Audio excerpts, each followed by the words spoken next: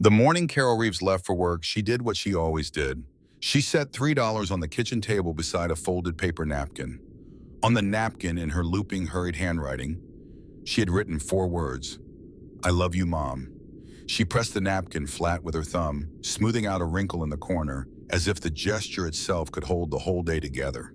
Then she picked up her diner apron from the hook beside the front door, tied it around her waist without looking, and paused in the doorway of the small bedroom at the end of the hall.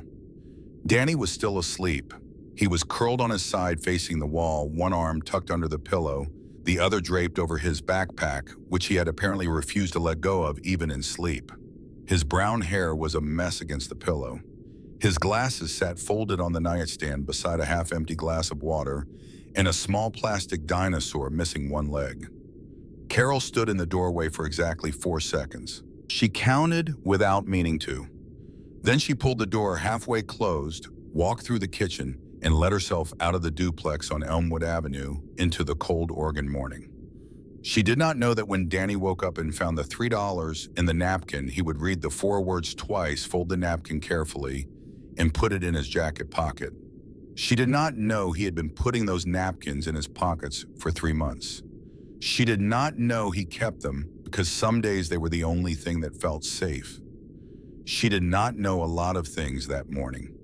The town of Redfield, Oregon sits in a wide river valley flanked by Douglas firs that turn gold at the tips in late October. The main street is 2 lanes wide, bookended by a hardware store on one end and a gas station on the other, with everything in between slowly losing the argument against time. The sidewalks crack, the storefronts peel. The municipal park still has a sign advertising a summer concert series that ended 4 years ago when the city cut the budget. What Redfield has in abundance is timber money and real estate money, in the particular silence of a town where both of those things belong to the same man. Warren Holt had not grown up in Redfield. He had arrived 20 years ago with a briefcase and a development plan and an instinct for identifying exactly how much a struggling town council would accept in exchange for looking the other way on permit applications. He bought land cheap and rezoned it expensively. He built commercial properties on the east side and let the west side decay, which drove more people to rent from his residential portfolio at whatever rate he chose to set. He sat on the school board as an unpaid advisor, which cost him nothing and earned him everything. His son Connor was 12 years old and had the posture of a boy who had never once been told the word no. Connor Holt had been held back a year at Oak Hill Elementary, which in the social arithmetic of a small school made him larger and older than every other student in his grade. He used this the way some people use a weapon, which is to say casually and without much thought, because the damage it caused had never been required to register. Principal Bertram Quill had been principal of Oak Hill for 11 years. In that time, he had received exactly 4 formal complaints about Connor Holt's behavior. He had deleted all 4 before they reached the district office. 2 weeks after a $50,000 donation from Holt Development LLC arrived in the school's athletic fund, Quill had driven home in a new Mercedes he told his wife he had gotten a very good deal on. This was the world Danny Reeves walked into every morning. Danny was 10 years old, small for his age, in the way that seemed almost deliberate, as if his body had decided early on to make itself as compact and inconspicuous as possible. He was 4'4" and weighed 62 pounds. He had brown eyes behind thick lens glasses held together at the bridge with a strip of white athletic tape because the left arm had snapped off 2 months ago, and Carol had not yet had $30 free at the same time as a trip to the optometrist. His sneakers were a brand sold only in the clearance section. His backpack was faded at the corners and had a small keychain attached to the zipper, pull a metal letter D, that had belonged to his father. He was not a child who attracted attention in the traditional sense. He sat in the back row of his 4th grade class, turned in correct math worksheets, and read books during recess with the practiced invisibility of a boy who had learned that being seen was often worse than being ignored. Connor Holt had seen him anyway. It had started in September with the lunch money. Connor would appear beside Danny's table in the cafeteria, stand there with 2 of his friends flanking him like parentheses, and hold out his hand. Danny would put the $3 in it. Connor would walk away without a word. The whole transaction took less than 15 seconds and left Danny with nothing to eat for the rest of the school day, except whatever he could find in the bottom of his backpack, which was usually a granola bar broken into fragments, or a handful of crackers in a Ziploc bag that Carol packed without knowing it was his only meal between 6 in the morning and 6 at night. This had happened 11 times in 7 weeks. There had been other things too. A shove in the stairwell that sent Danny into the metal railing hard enough to leave a bruise along his forearm that he told Carol he got from bumping into a desk. A lunchbox thrown over the fence behind the gym. His name written on the bathroom wall in permanent marker, with a word beside it that Danny had looked up in the dictionary and understood, and then spent 3 days trying to forget. 2 teachers had noticed. Mrs. Patton, who taught 2nd grade and sometimes monitored the 4th grade hallway during her free period, had drafted an email to the district office on a Tuesday afternoon in early October. She had written 4 paragraphs describing what she had observed, attached a note from Mr. Dale, the art teacher who had seen Connor shove Danny down a flight of stairs, and documented it on a yellow legal pad. Mrs. Patton had sent the email at 4:47 in the afternoon. Principal Quill had deleted it from the server at 5:12. Neither Mrs. Patton nor Mr. Dale knew this. They believed the email had been received and was being reviewed. They waited. Nothing happened. They waited more. Mrs. Patton started a 2nd draft. She had not yet sent it. Danny did not know about the emails. Danny had stopped expecting adults to intervene around the 4th week of school when he had told his homeroom teacher, Mr. Graves, that Connor had taken his lunch money, and Mr. Graves had told him to try sitting somewhere else at lunch. Danny had not gone back to his seat and understood in the quiet way that children understand things that feel unfair but unchangeable that this problem was going to remain his alone to solve. He had developed a system. He knew which exits Connor used after the final bell. He knew which days Connor stayed late for something and which days he left immediately. He knew the south exit was dangerous because the bike racks were there and Connor liked to linger near them. He knew the north exit came out by the loading dock where the lunch delivery trucks parked, and that the older kitchen staff sometimes stood there on break, and the presence of adults made Connor behave differently. For 6 weeks, the system had worked. On the Tuesday in late October when everything changed, Danny took the north exit as he always did on Tuesdays. He had 25 cents in his pocket change from the previous Friday that Connor had missed when Danny's hand went into his front pocket instead of his back. 25 cents was enough for a pack of crackers from the machine near the gymnasium, which he had eaten during 3rd period when no one was looking, sitting behind the open lid of his desk. He was almost to the corner of Maple and 3rd when he heard Connor's voice behind him. "Hey, Squirt." Danny did not turn around. He registered the sound the way an animal registers a predator, with total body awareness, in the immediate narrowing of all focus to a single question, which was how far he was from the nearest cover. The answer was approximately 40 feet, which was a hardware store with a recessed doorway. He ran. He was not a fast runner in the traditional sense. He was not built for speed. What he had was a low center of gravity and a total lack of hesitation, and he used both of them now, cutting left off the sidewalk and into the narrow passage between the hardware store and the old insurance office next to it, his sneakers slapping the wet pavement, his backpack bouncing against his spine. Behind him, he heard the heavy footsteps of Connor and at least 2 others, and the sound of Connor laughing, which was worse than the footsteps, because it meant Connor was not even trying hard yet. Danny came out the other side of the passage onto a service alley that ran behind the row of businesses facing 3rd Street. He knew this alley from the route he sometimes walked in summer when Carol let him go to the library on his own. It was wide enough for a single delivery truck paved in cracked asphalt that collected oil and rainwater in shallow depressions. It smelled of dumpsters and motor oil and the faint sweetness of something drifting from the back of a bar 2 doors down. The bar was called the Iron Anchor. It sat on the corner of 3rd and Maple, a low-ceilinged place with wood paneling, the color of old bourbon, and a jukebox in the corner that still played actual records. The front entrance faced the street for ordinary customers. But the back of the iron anchor tee, the door that opened onto this service alley, belonged to a different kind of regular entirely. The men who used that door wore leather cuts with a winged death's head on the back and rode motorcycles that sounded like sustained thunder. And they had been fixtures of Redfield for 30 years in the way that old oak trees are fixtures, things the town acknowledged and navigated around without ever thinking to challenge. Danny did not know any of this with any particular detail. What he knew was what every child in Redfield knew. You did not bother the men who came and went from the back of the iron anchor. He was not thinking about any of this when he came around the blind corner of the alley at full speed. He was thinking about the gap between the dumpster and the fence on the far side, which was wide enough for him to fit through, but probably not wide enough for Connor. He was calculating the distance, his legs already angling toward it, when his left sneaker hit the edge of a shallow oil puddle and went out from under him entirely. He did not fall to the ground. He fell forward, arms out, backpack swinging wide on its straps, and the metal zipper of the front pocket dragged in a clean diagonal line across the front fender of the motorcycle parked against the wall.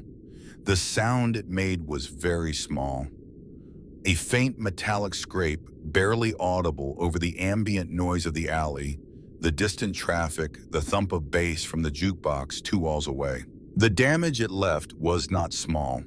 3 inches long, cutting through the flawless black paint in a bright silver arc, sitting directly on the most visible curve of the front fender of a custom Harley-Davidson Road King that had been buffed and polished to a mirror shine the previous Sunday by the hands of a man named Ray Kowalski, who had spent 6 hours on that paint. Danny caught himself against the wall. He stood there, breathing, both hands flat against the cold brick. He looked at the scratch.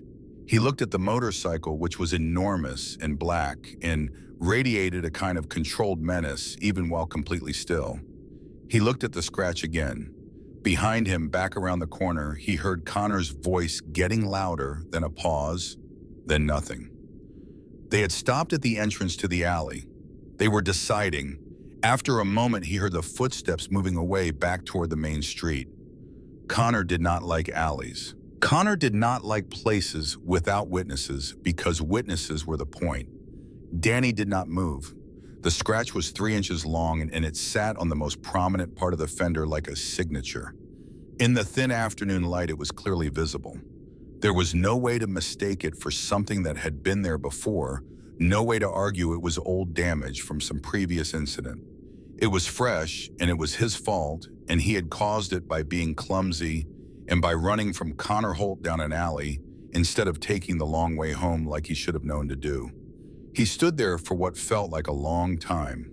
His breathing slowed. The sound of the jukebox drifted through the wall. Somewhere a car door slammed. He thought about running. He understood the logic of it.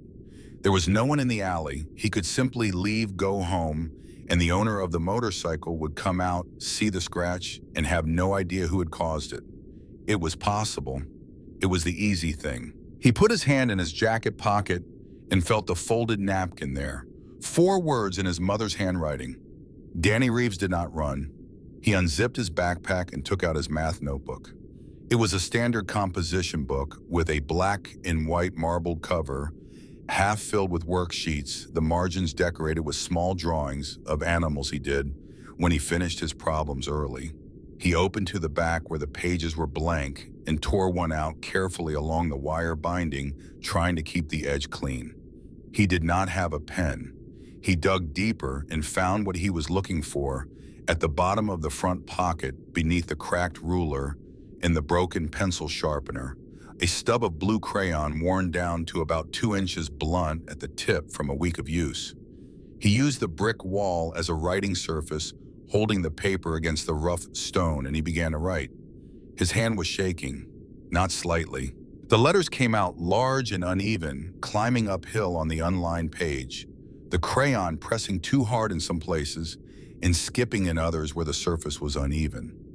He wrote slowly, stopping twice to think about what he wanted to say because it seemed important to say it right, even if the words themselves felt completely inadequate. He wrote, "Dear Sir, I scratched your motorcycle.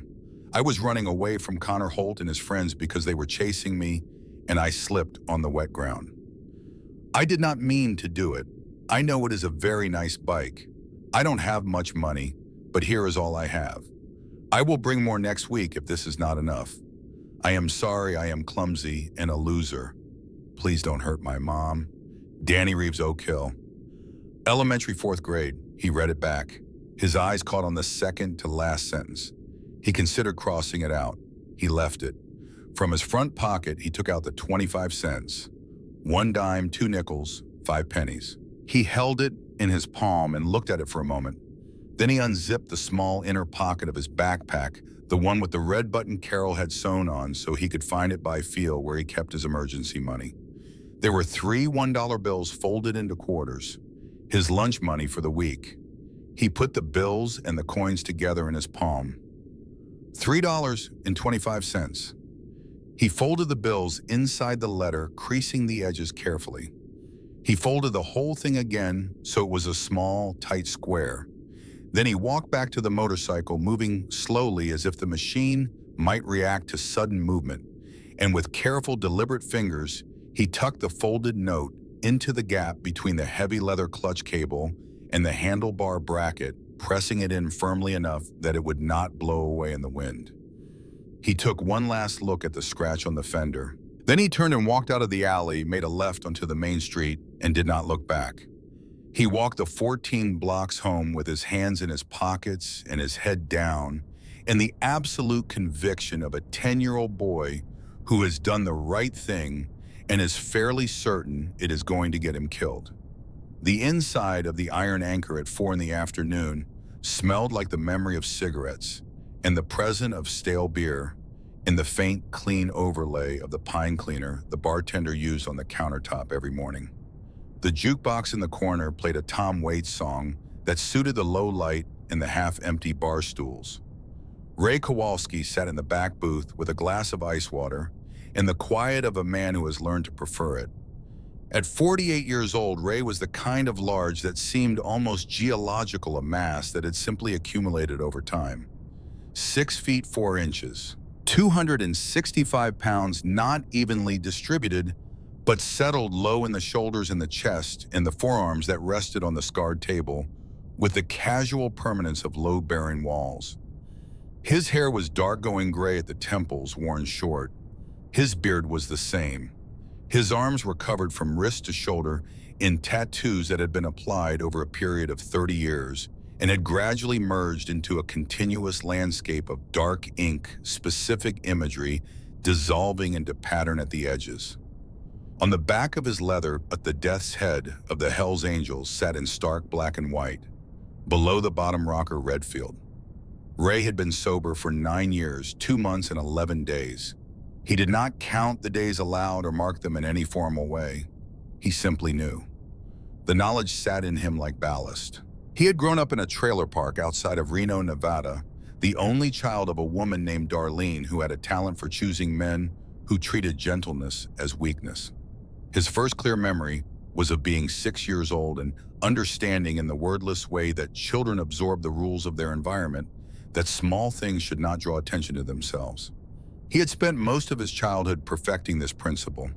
By the time he aged out of the trailer park and into the world, he had developed a comprehensive understanding of what powerlessness felt like and a comprehensive determination to never feel it again. The club had given him structure and brotherhood and a code that, whatever its complications, had the merit of being clear. You protected your own. You did not harm the weak. You did not lie to your brothers. You settled what needed settling and left what did not. He had been sergeant at arms for the Redfield Charter for 6 years. It was his job to maintain order, manage threats, and ensure the safety of the chapter's members and interests. He was good at it in the way that people are good at things they were in some sense constructed for. He also owned a shepherd mix named Buck, who was 3 years old and had an enthusiastic and destructive relationship with leather goods, and whose habit of chewing through bootlaces had become a running joke in the chapter that Ray tolerated because the dog was otherwise good company in a house that was otherwise quiet. Wrench Tolliver slid into the booth across from him and set down a fresh glass of water without being asked. Wrench was 51, a lean man, with a red beard shot through with white and the permanently grease-stained hands of someone who had spent 3 decades as a motorcycle mechanic and considered this a point of pride. "You heading out?" Wrench asked. "Few minutes," Ray said. "Finish the detailing on the King this weekend. Don't want her sitting in the damp air too long." Wrench looked at him the way men look at each other when they are about to say something that will be received as ribbing, but is also partially sincere. "Ray, you treat that bike like it's a member of the family." "The bike doesn't chew up my boots," Ray said. Wrench laughed with the ease of a man who had heard the joke before and still found it adequate. Ray put a 20 on the table for the next round, bumped fists with Wrench, and pushed himself out of the booth. He moved through the bar with the unhurried deliberateness of a man who has never needed to move quickly to make his presence felt, pushed open the heavy steel back door, and stepped into the cold afternoon. The alley was quiet. The amber light of late October slanted in low between the buildings, throwing long shadows across the pavement. Ray could smell rain coming from the west, the particular cold mineral smell of Pacific Northwest weather moving in off the coast. He walked toward his Road King with his keys in his hand. He stopped. He saw the paper first. A small white square tucked against the clutch cable, the edge lifting slightly in the alley breeze. His first thought was a flyer, which happened occasionally, despite the fact that touching his motorcycle uninvited was an activity with consequences that the more attentive residents of Redfield had learned to avoid. His second thought was that it was folded too deliberately for a flyer. He stepped closer. The afternoon light hit the front fender at exactly the angle required to reveal the scratch, and Ray Kowalski felt the specific focused heat of genuine anger move through him like a current. He had spent 6 hours on that paint. He reached out and took the paper from the cable, unfolded it. A dime, 2 nickels, and 5 pennies dropped onto the asphalt with a series of small, distinct sounds. 3 folded dollar bills followed, drifting and catching against his boot. Ray stood very still and read the note. He read it once, he read it again, he read it a third time, and on the third reading he stopped at the second to last sentence and remained there for a long moment. "Please don't hurt my mom." The anger was gone. It had not faded or diminished. It had simply been replaced by something else, something that moved slower and sat heavier and had a different temperature altogether. Ray stood in the alley with $3.25 in his hand and a piece of notebook paper covered in blue crayon, in the handwriting of a child who had been shaking when he wrote it. And he felt something he had not felt in a long time, something that started behind his sternum and pressed outward against his ribs like a fist opening. He was 8 years old in a trailer in Nevada. He was backed into the corner between the refrigerator and the cabinet, making himself as small as possible, listening. He was looking at his mother's wrist the next morning, at the particular color of a bruise 3 days old. He was standing in front of his teacher at school, trying to find words for something he did not yet have words for, watching the teacher's eyes go carefully, deliberately blank. He was a boy who had learned that asking for help was a thing you did once and only once before you understood that help was not coming. Ray folded the note. He folded it with the same deliberate care that Danny had folded it, making the edges meet precisely. He tucked it into the inner breast pocket of his leather cut. He felt it settle there against his chest over his heart. He bent down and picked up the coins and the dollar bills from the alley floor. He put them in his front pocket. He did not get on his motorcycle. He turned around and walked back to the heavy steel door of the iron anchor and pulled it open and went back inside. The bar's atmosphere shifted when he re-entered it. This was not something Ray did consciously or that the other men discussed consciously, but it was real in the way that weather pressure systems are real, felt before they are named. The jukebox seemed to lower itself by a degree. The 2 men at the bar did not turn around, but their shoulders changed position subtly. Wrench looked up from his booth and read Ray's face in the practiced, immediate way of a man who has known another man for 20 years. Ray walked past the bar. He walked past the booths and the jukebox and the dartboard and the door to the restrooms, all the way to the back wall and the single closed door there, the one with no sign on it, the one that led to the private room. He knocked twice, the particular rhythm the chapter used, and pushed the door open. The room was a rectangle of bare functionality. Scarred wooden table, 8 chairs, a single overhead light, a large monitor mounted to the far wall, maps and schedules and contact lists pinned to a corkboard. It smelled of coffee and old wood.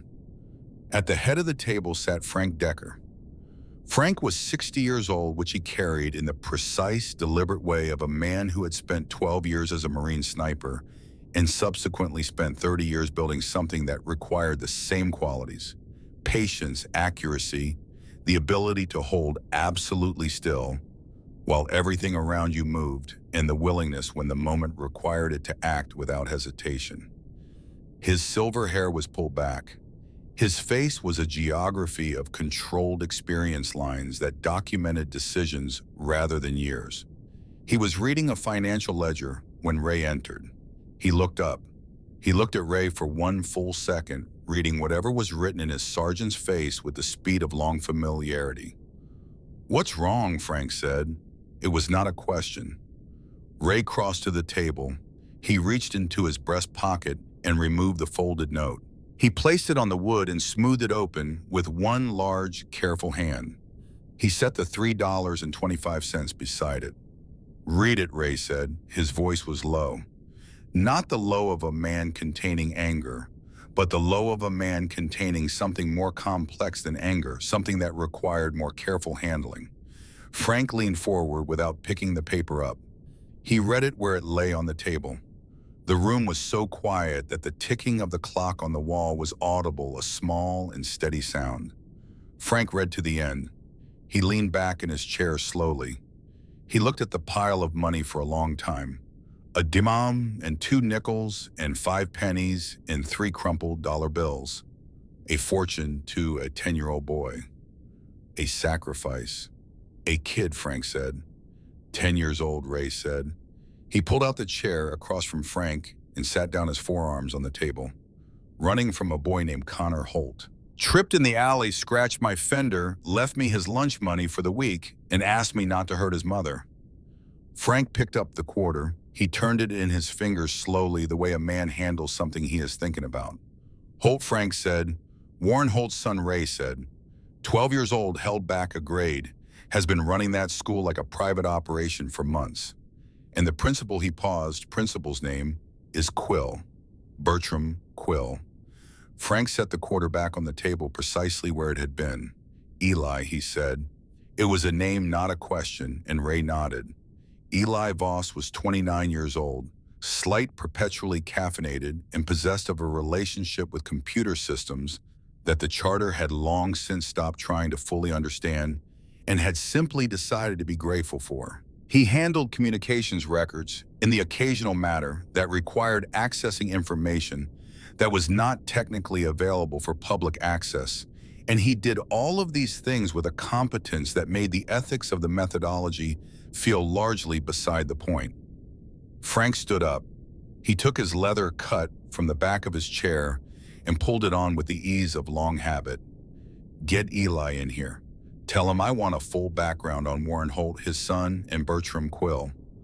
I want to know how the money moved. I want to know who turned away and why, and I want it by midnight."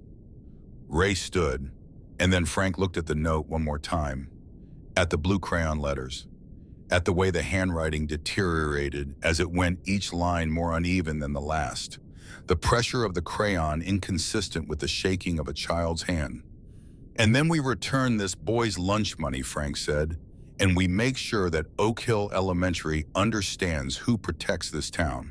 By 9 o'clock that night, the back room of the Iron Anchor had been converted into something that resembled, in the particular focus energy it contained, a tactical operations center. Eli Voss had his laptops open on the table, 2 of them running simultaneously, their screens casting blue light across his sharp features. Around him sat the senior officers of the Redfield Charter coffee cups at their elbows, the air dense with concentration.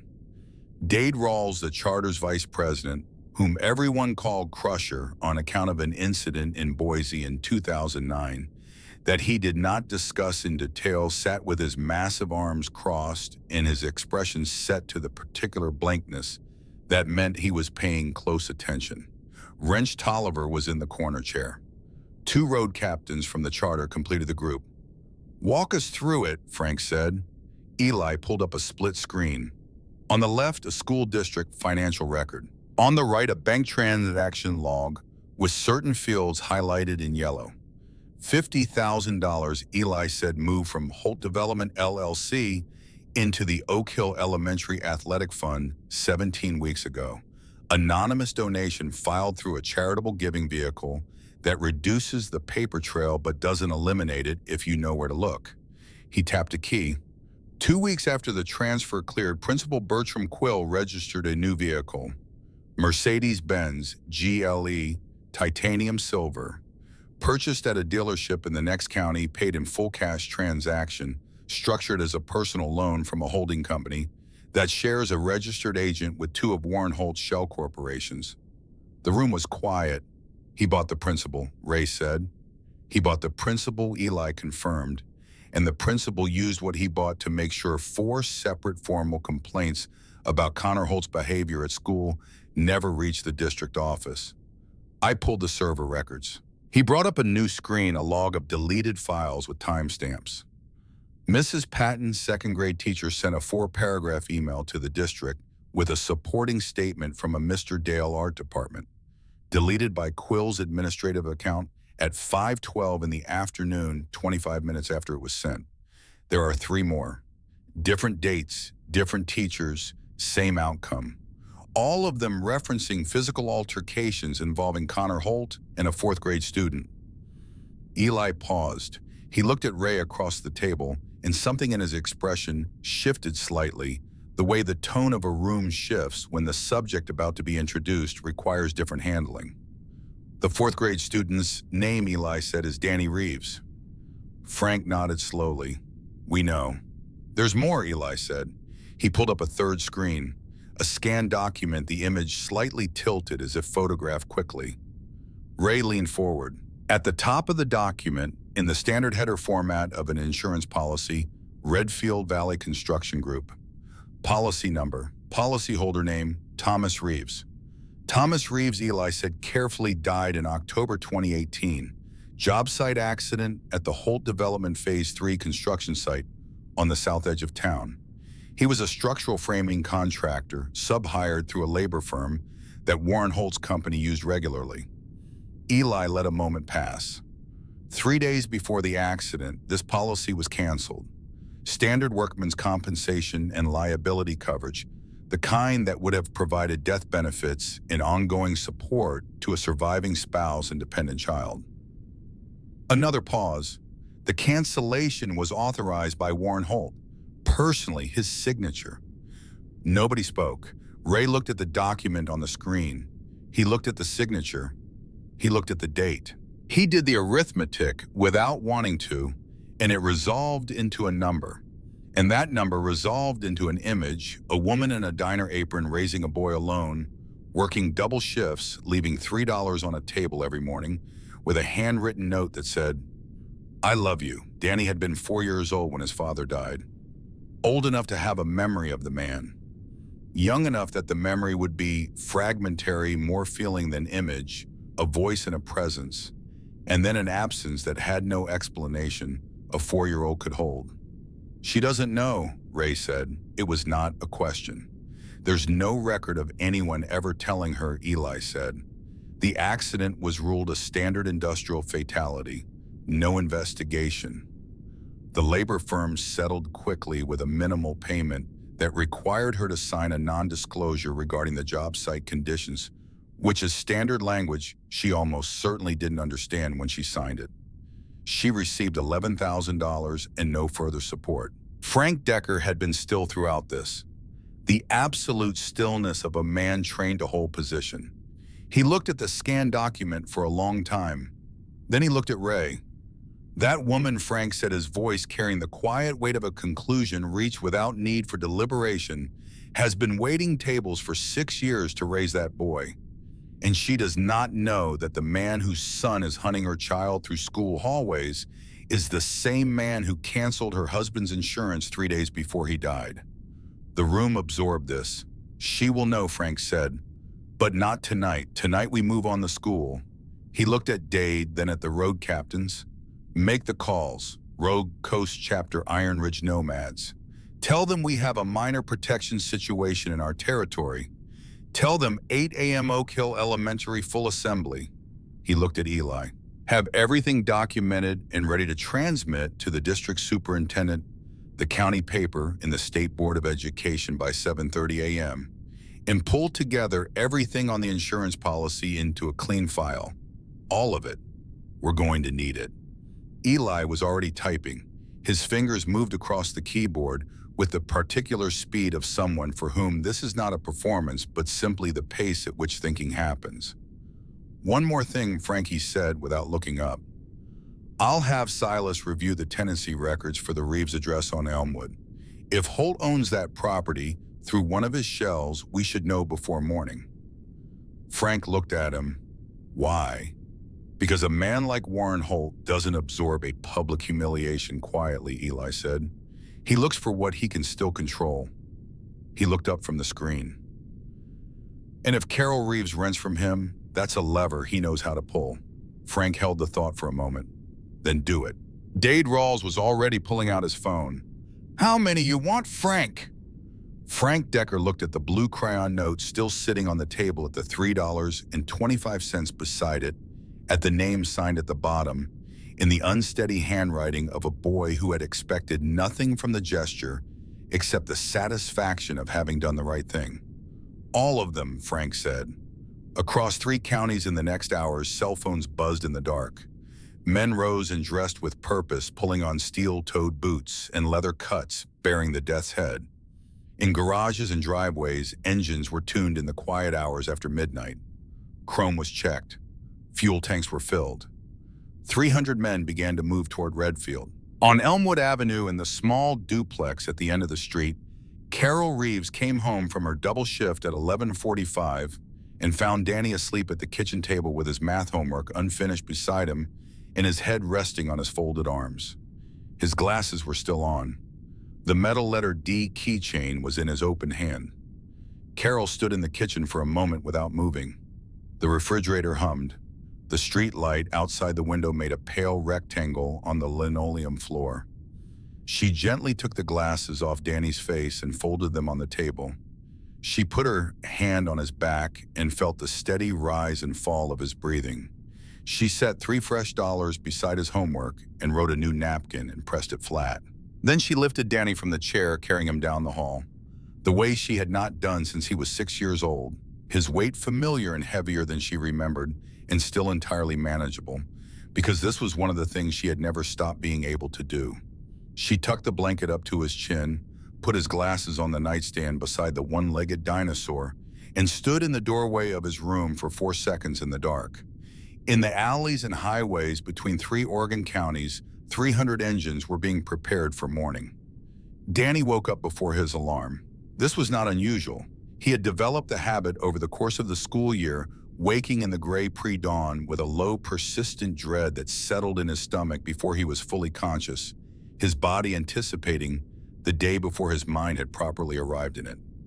He lay still for a moment, looking at the ceiling, listening to the sounds of the duplex, the refrigerator, a car passing on Elmwood Avenue, the distant bark of someone's dog 2 streets over. His glasses were on the nightstand. He didn't remember putting them there. He got up dressed in the dark, ate a bowl of cereal standing at the kitchen counter, because sitting down felt like committing to a morning he wasn't ready to commit to. The kitchen light was too bright. He turned it off and ate by the light coming through the window above the sink, the pale gray of an Oregon October morning that hadn't decided yet whether it was going to rain. On the table beside his unfinished math homework were $3 and a napkin. He looked at the napkin for a moment without picking it up. 4 words in his mother's handwriting. She had come home after he fell asleep and left it there anyway, the same as always. The same as every morning, whether or not she knew he was going to see it before she woke up. He folded it carefully and put it in his jacket pocket. He finished the last 2 problems on his math worksheet, standing at the counter, tucked it into his backpack, and zipped the front pocket. The metal letter D keychain caught the light from the window. He stood with his hand on the door handle for 3 seconds. He had not slept well. Every time a car had passed on Elmwood Avenue during the night, he had gone rigid, certain it was slowing down, certain it was stopping in front of the duplex, certain that the owner of the Black Road King had read the note and decided that $3.25 was not adequate compensation, and that the next logical step was to appear at the home address signed at the bottom of the letter. Nothing had happened. The cars had passed. The night had remained the night. This did not make Danny feel better. It made him feel the particular anxiety of a consequence that had been postponed rather than avoided. Whatever was coming was still coming. It had simply not arrived yet. He opened the door and walked out into the cold morning. The walk to Oak Hill Elementary was 14 blocks. Danny took the long route, the one that added 4 blocks, but kept him on the main street the entire way, where there were other people, other witnesses, the ambient protection of visibility. He kept his head down and his hands in his pockets and his pace steady and unhurried because running drew attention and attention drew Connor. And Connor was the more immediate of his current threats. He arrived at the school at 7:50, slipped in through the side door of the 4th grade wing, and made it to his desk in the back row without incident. For 35 minutes, he allowed himself to believe the day might simply be a day. The bell rang at 8:25. Students moved into the hallways with the particular organized chaos of a school changing periods, lockers opening and closing, sneakers on linoleum, voices overlapping. Danny packed his notebook and stood up and adjusted the straps of his backpack and walked out of the classroom with his eyes forward and his body angled slightly toward the wall, the instinctive geometry of someone who had learned to navigate populated spaces by minimizing his profile. He made it to the end of the hallway. Connor Holt was at the corner. He was leaning against the wall with his arms crossed, flanked by 2 of his usual companions, wearing a jacket that had probably cost more than Carol's weekly paycheck, and the particular expression of a boy who has been waiting and is pleased that the wait is over. He had a bruise on his left palm, fresh the kind you get from falling on pavement, and he was flexing his hand slowly as if testing it. Danny stopped. The hallway around them continued moving. Students flowed past with the practiced obliviousness of children who had learned that proximity to Connor's operations was best avoided. 2 7th graders near the water fountain had a brief silent conversation with their eyebrows and moved away.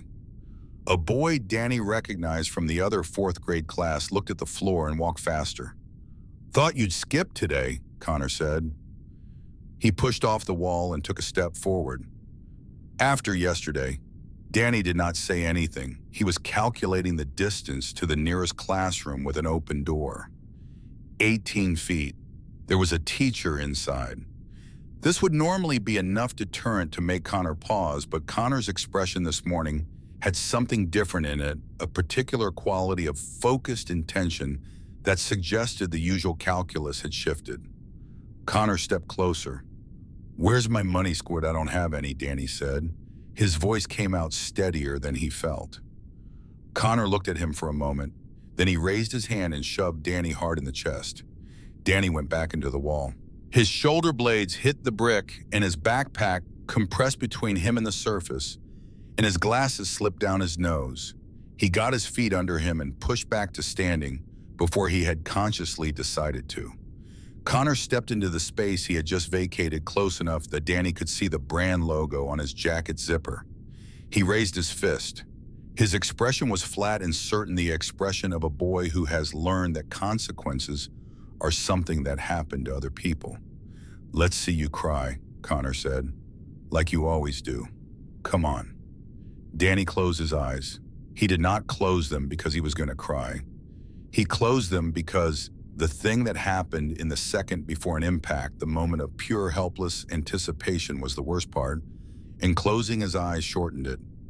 He pressed himself against the wall and waited. He felt it first in the soles of his feet. It was a vibration more than a sound, a low resonant frequency moving through the concrete floor of the hallway and up through his sneakers and into his legs. He had felt something like this once before standing near the railroad crossing on 5th Street when a freight train passed the way the ground absorbed the weight of it and transmitted it upward through everything built on the earth. He opened his eyes. Connor's fist was still raised, but Connor was frowning, looking toward the window at the end of the hallway. Through the glass, the sky over the school's front lawn was unchanged pale gray and cold. But the vibration was getting louder, resolving itself out of frequency and into sound, the deep guttural overlapping thunder of heavy engines. Not one engine, not 10. The sound built the way weather builds, starting at the edge of perception and growing steadily until it was not a background element, but the primary fact of the environment filling the hallway through the walls and the windows and the floor. Lockers rattled slightly. The overhead fluorescent light fixture made a faint buzzing sound as its housing resonated. Students stopped moving. The hallway, which had been in constant motion 30 seconds ago, went still with the collective stillness of people encountering something outside their established categories of experience. Connor lowered his fist slowly. He turned toward the window. Outside on Elm Street, cresting the low hill 200 yards from the school's front gate, riding two abreast in a formation so precise it looked choreographed, came the motorcycles. They came the way rivers come with mass and momentum, and the indifference of something moved by forces larger than individual intention. At the front of the formation, on a black Road King with a slightly scratched front fender, rode Ray Kowalski. Beside him rode Frank Decker. Behind them, the procession extended back up the hill and around the curve and out of sight, an apparently endless column of chrome and black leather, and the winged death's head, 300 machines and the men on them moving in controlled, deliberate convergence on Oak Hill Elementary School. The sound when the formation turned into the driveway became a physical force. It pressed against the windows of the building and rolled back off the brick facade and hit the windows again. Classroom doors opened. Teachers appeared in hallways with the cautious, disoriented expressions of people who have registered an emergency but have not yet identified its nature. Students crowded toward the windows. Danny stood against the wall of the hallway with Connor Holt 3 feet in front of him and watched through the glass as 300 motorcycles filled the school's circular driveway and spilled onto the front lawn and lined both curbs of Elm Street in both directions. Chrome catching the thin October light, exhaust rising in pale columns in the cold air. Then, at a single sharp hand signal from Frank Decker, the engines stopped. All of them, simultaneously. The silence that followed was not the ordinary silence of a quiet building. It was the particular weighted silence that exists only in the immediate aftermath of overwhelming sound, a silence with texture and temperature felt as much as heard. The metallic ticking of 300 cooling exhaust pipes was the only sound remaining, a sound like gentle rain on a tin roof diminishing as the metal contracted. Connor Holt's face had undergone a complete transformation. The flat certainty was gone. His mouth was open slightly. His raised fist had dropped to his side sometime in the last 30 seconds without him appearing to notice. The 3 boys who had been flanking him were no longer flanking him. Danny was not sure exactly when they had left, but they were gone, presumably into the cafeteria or a bathroom, or anywhere that was not this hallway with these windows. Connor was alone. Danny was pressed against the wall, his heart hammering with a force he could feel in his ears, watching through the glass as 300 men dismounted their machines with the synchronized, unhurried movement of a military exercise. They did not rush. They did not scatter. They stood beside their machines and they crossed their arms and they looked at the school building with the patient, undivided attention of men who have nowhere else to be and have already decided what they are going to do. Danny's first coherent thought was that he was going to die in this hallway.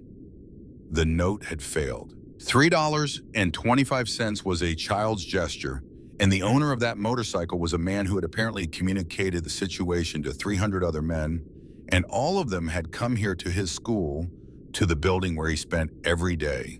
And Danny Reeves, age 10 of Oak Hill Elementary 4th grade, had caused all of this by being clumsy in an alley. He thought of his mother. He thought of the $3 on the kitchen table and the napkin with 4 words. He thought of the note he had written, "Please don't hurt my mom." He pressed his hands against the wall behind him and waited. Outside, Ray Kowalski was scanning the building's perimeter. He moved his eyes across the front lawn, the main entrance, steps, the side doors, the windows of the lower floors where faces were pressed against glass. He was looking for a specific face, a boy with taped glasses and a faded backpack, and he had not yet found him. Frank was already moving toward the main entrance, Dade Rawls and 8 senior members of the charter falling into formation behind him with the easy discipline of the men who have done this before in various contexts. 50 more formed a wide stationary arc across the front of the building, not threatening, not advancing, simply present in the way that weather is present, a fact the environment must accommodate. Ray found the face through a second-floor window.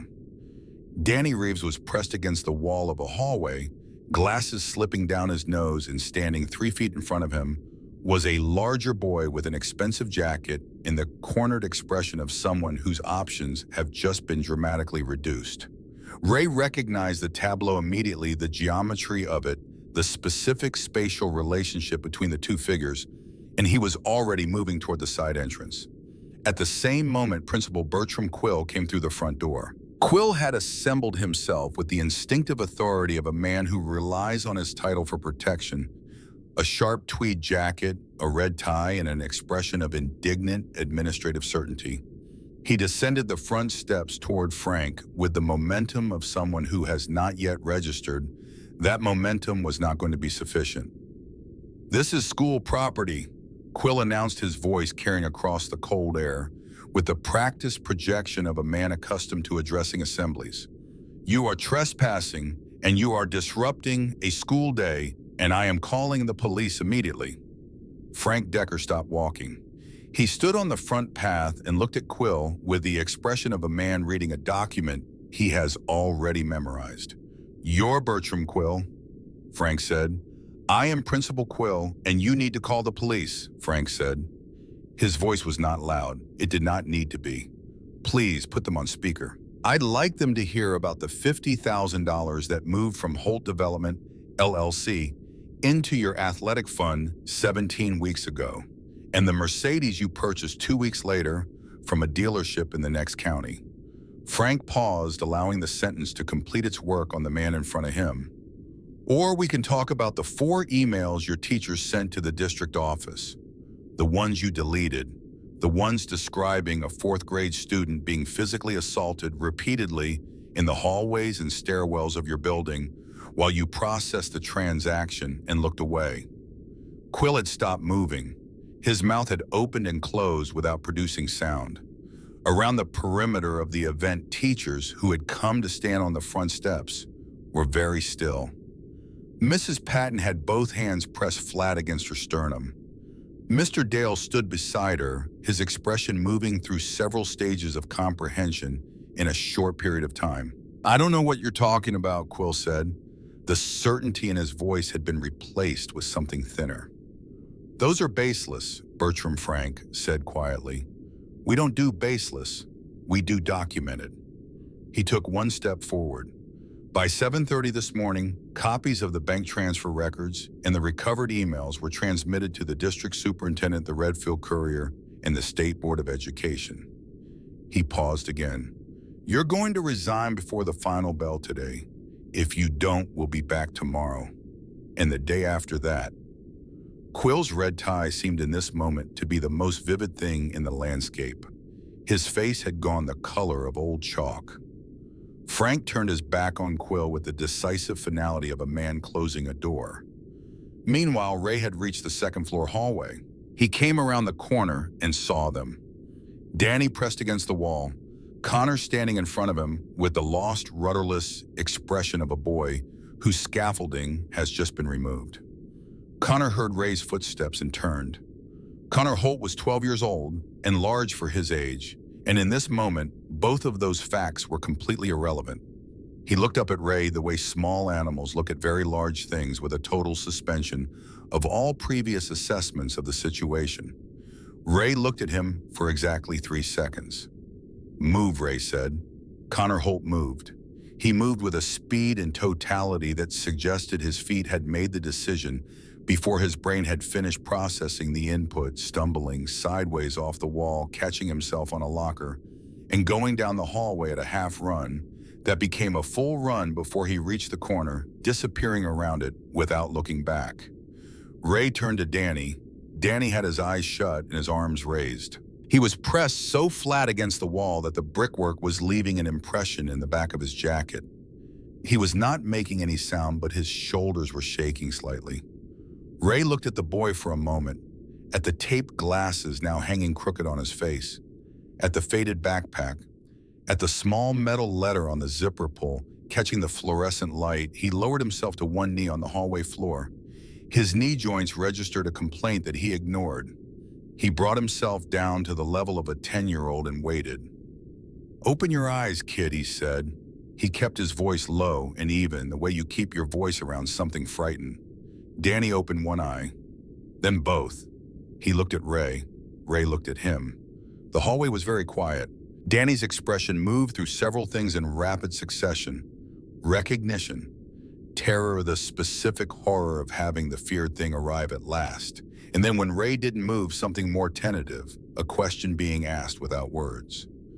Ray reached into his breast pocket and took out the folded note. He held it up. The blue crayon lettering was visible, even folded, the pressure of a shaking hand having pushed the wax deep into the paper fibers. "You write this?" Ray said. Danny swallowed, nodded. "I'm sorry," Danny said. His voice was barely audible. "I'm so sorry. I didn't mean to. I'll clean your garage. I'll mow your lawn. I'll do whatever. Please, just..." "Nobody's going to hurt you," Ray said. He said it simply, without decoration, with the flatness of a statement of fact. He let a moment pass, watching Danny's face, making sure the words had arrived and registered.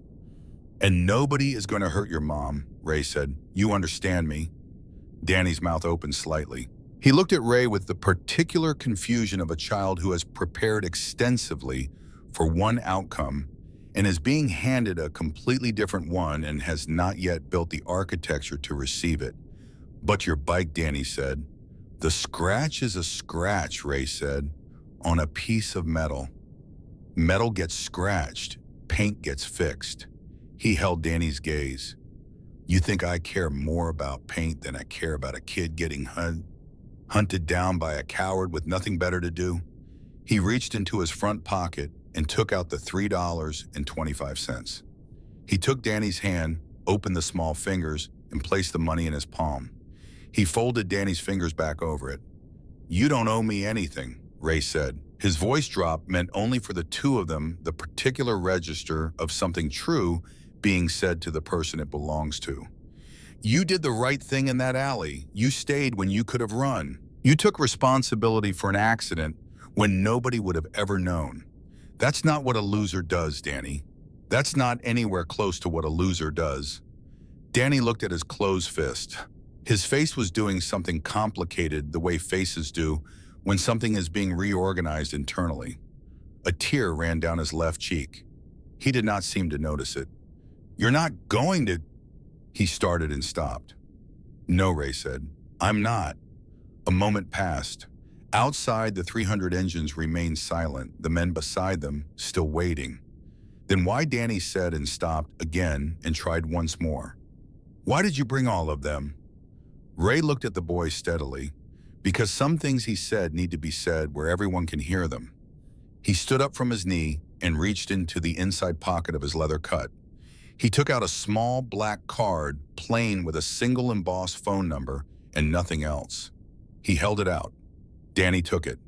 "If anyone bothers you," Ray said, "day or night, you call." He held Danny's gaze for one more moment, making sure the weight of it landed properly, then turned and walked back toward the stairwell. The commotion from the front of the building was escalating. Warren Holt had arrived. The silver Bentley came up Elm Street at a speed that suggested its driver had received a phone call that alarmed him considerably and had responded by treating traffic signals as advisory rather than mandatory. It pulled up to the school driveway, found it entirely occupied by motorcycles, mounted the curb partially, and stopped. The door opened, and Warren Holt stepped out. Warren Holt was 55 years old, wore suits that cost more than most Redfield residents made in a month, and possessed the particular quality of entitlement that comes not from confidence but from a lifelong absence of consequences. He moved across the lawn with the forceful purposefulness of a man accustomed to entering situations and reordering them according to his preferences. He had received a phone call from Connor 20 minutes ago. The phone call had been largely incoherent, but had communicated its essential content, which was that something was happening at the school, that it involved motorcycles and large men, and that Connor wanted his father to fix it immediately. Warren Holt intended to fix it. "Where's the principal?" Warren announced, his voice carrying across the lawn. "I want police on this property in the next 5 minutes. These people are trespassing and terrorizing children, and I will have every one of them arrested before noon." Frank Decker stepped into his path. Warren stopped. He looked up at Frank, then at the men behind Frank, then at the broader landscape of 300 bikers occupying his son's school, and something in his expression shifted slightly, an involuntary recalculation occurring beneath the maintained surface of authority. "Get out of my way," Warren said. "Warren Holt?" Frank said. "My name is Frank Decker. I'd like to talk to you about your son." "I'll talk to the principal about my son. I'll talk to my attorney about you." "Now get Dade Rawls." Move on from the left, and the conversation changed. Dade did not announce himself and did not hesitate. He took the front of Warren Holt's tailored jacket in one hand, with a grip that had earned its name over a period of decades, lifted the man cleanly off the lawn, and set him back down against the hood of the silver Bentley, with a sound that carried across the morning air and caused several students watching from windows to step back involuntarily. Warren made a sound that was not language. Frank walked to where Warren was pinned against his own car and leaned in close enough to speak without broadcasting. "Your son, Frank," said quietly, "has been physically assaulting a 4th-grade student for months. You bought the principal to make sure the documentation disappeared." Those are facts. They are documented. They are already in the hands of people who know what to do with them. Warren's mouth was moving. Words were failing to form. "We know about the athletic fund donation," Frank said. "We know about the Mercedes. We know about the deleted emails." He paused. He let the pause do work. Then lower.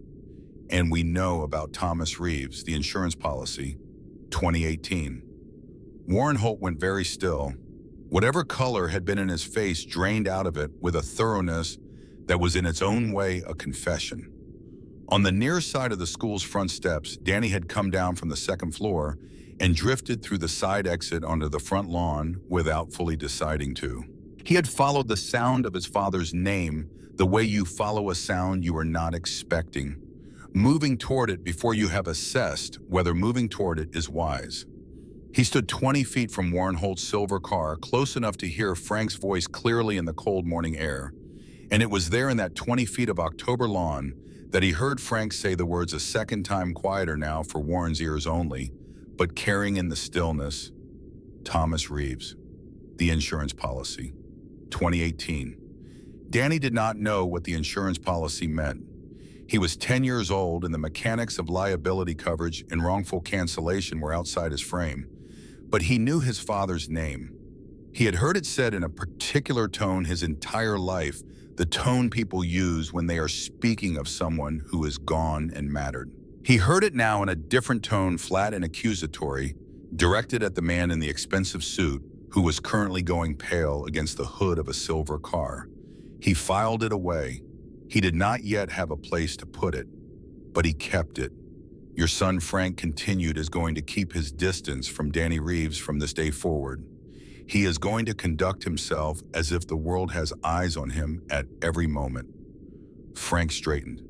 Because it does. Dade released Warren's jacket. Warren slid down the hood of the Bentley slightly before finding his feet. His suit was ruined at the shoulders.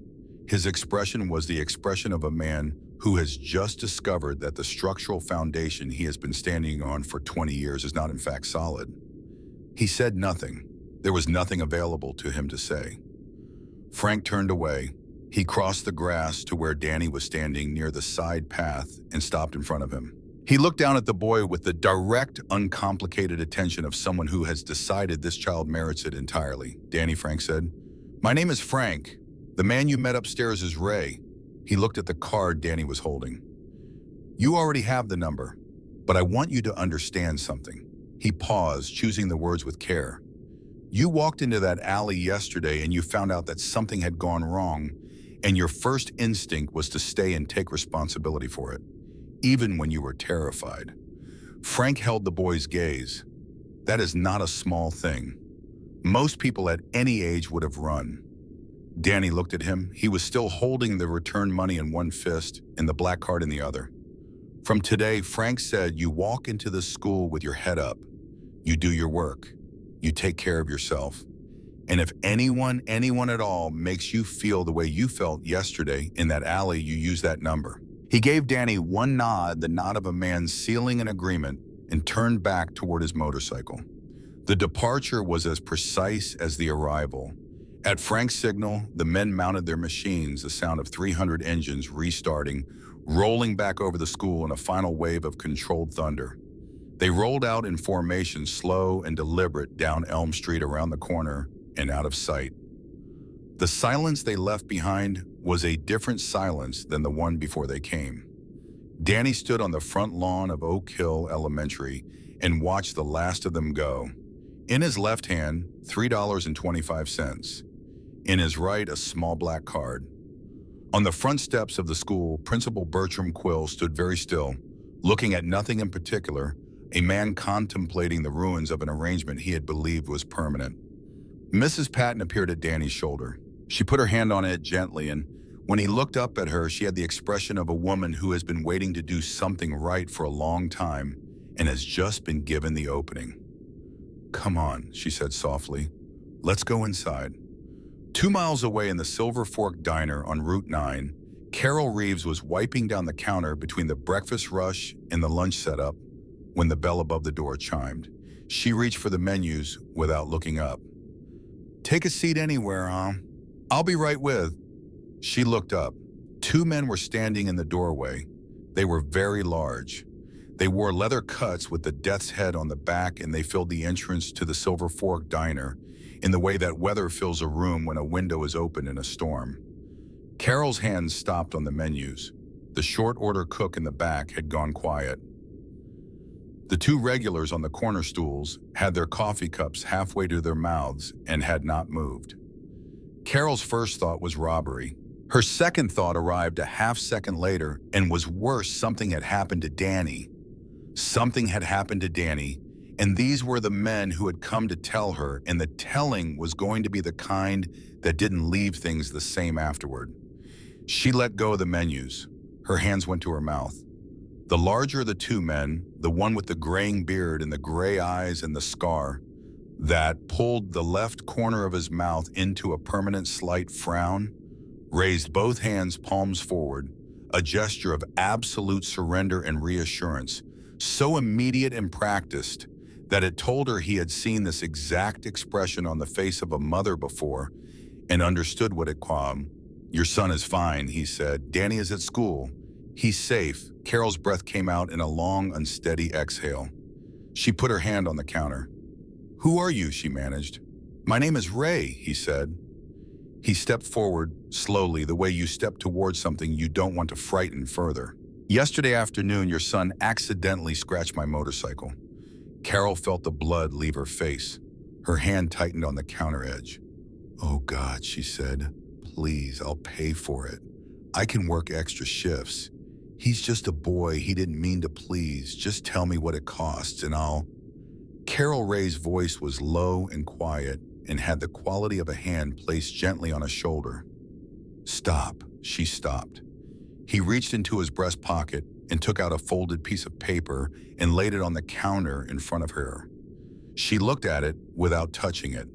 It was a sheet from a composition notebook, the edge slightly uneven where it had been torn from the binding. There was something written on it in blue crayon. She picked it up with both hands. She read it slowly, the way you read something when you are trying to stay ahead of what it is going to cost you emotionally in failing. She got to the fourth sentence, the one about the lunch money, and her chin dropped slightly. She got to the second to last sentence, and her hand pressed flat against her sternum.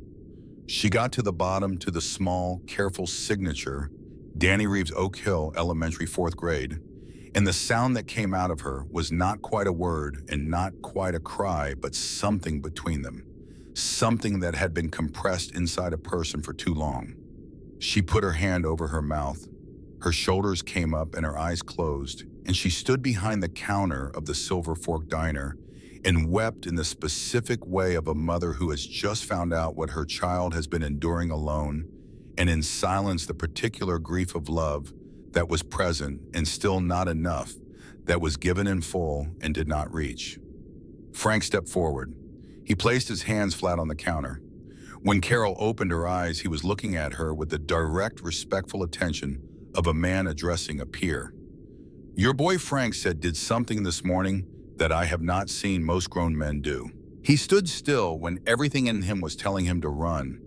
He took responsibility for an accident when no one would have ever known. And he did it? Frank paused because of who raised him. Carol looked at him. Her eyes were wet. She was still pressing the note against her chest.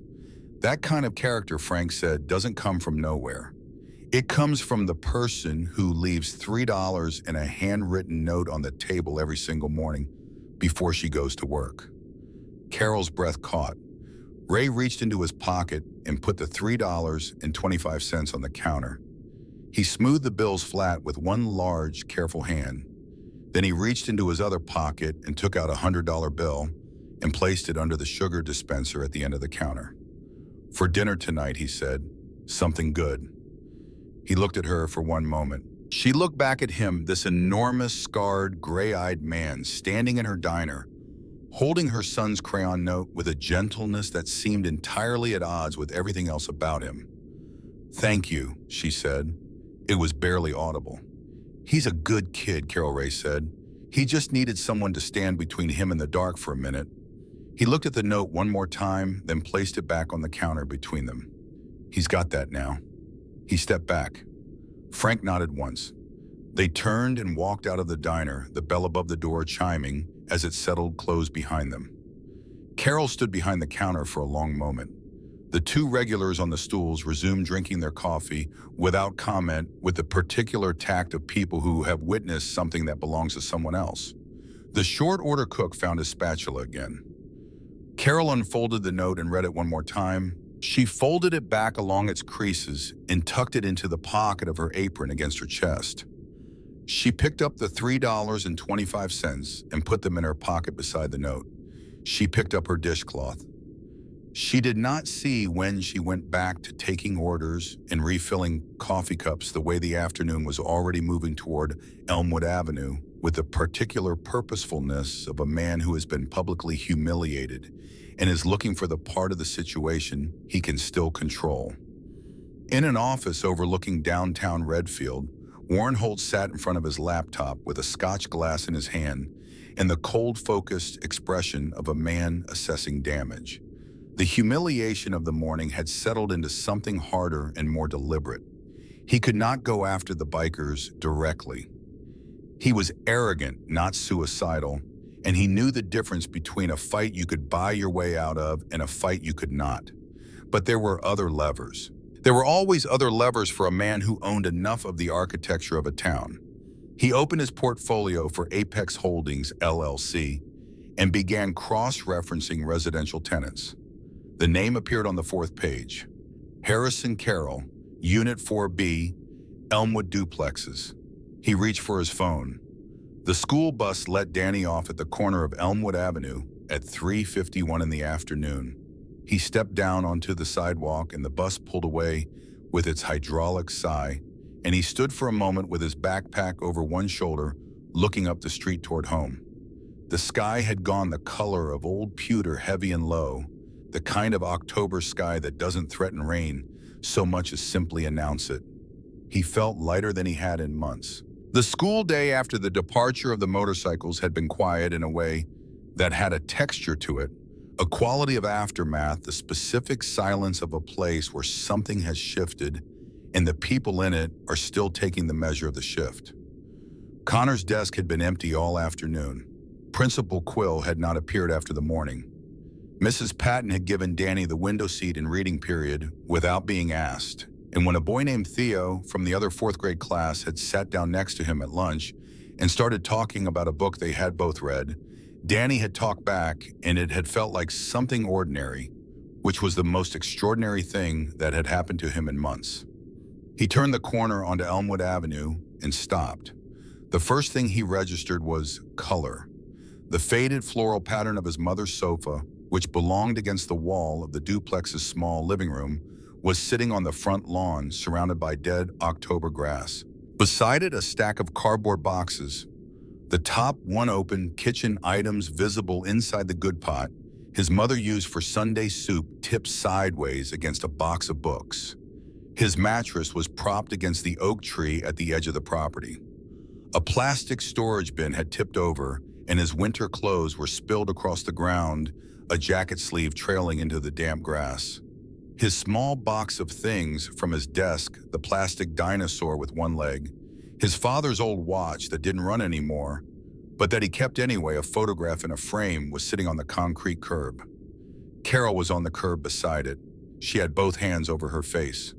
Her shoulders were moving with the particular rhythm of someone crying too hard to make sound, the kind of crying that has gone past the point where sound is available. She was still wearing her diner apron. She had come home still in her uniform, which meant she had been called away from work or had left early, and either way, something had happened that had pulled her here before she was finished, before she was ready. Standing over her clipboard under his arm toothpick, moving from one side of his mouth to the other, with the studied casualness of a man performing indifference, was Deputy Garrett Finch. Finch was 43 years old, County Sheriff's Department, and had supplemented his county salary with arrangements of the kind that required a person to have made a decision early and deliberately about what kind of person they were going to be.